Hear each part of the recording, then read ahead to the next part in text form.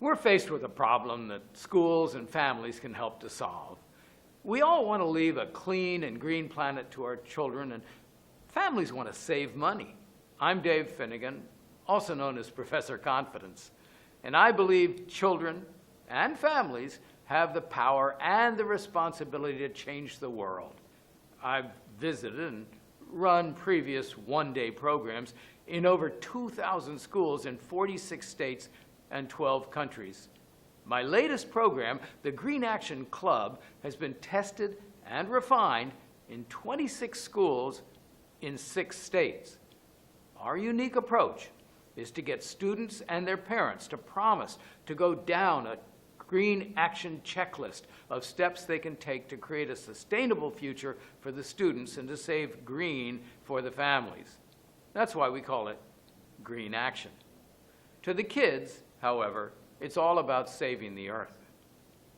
We start with a teachers' meeting before school to discuss the flow of the day and learning expectations. Teachers bring their students to the largest indoor space, one entire grade level at a time, for a lesson lasting 1 class period. Each grade gets 1 critter and 1 ecological niche that they study.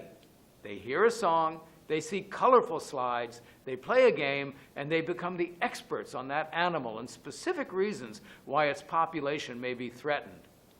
Grade level units we've created include monarch butterflies, sea turtles, dolphins and whales, manatees, polar bears, and when we're in the Rockies, 1 grade learns about the pika. And when we're in New England, 1 grade learns about puffins. We hold an all-school assembly at the end of the day to bring all the students to the same conclusion, that people pose a threat to many animals, but that we also hold the key to solutions. Then in the evening, the students return to school with their parents for family night. Each family gets a Green Action checklist of all the things they promise to do to help their children to have a clean and green future, and to save money for the family by taking sensible green steps.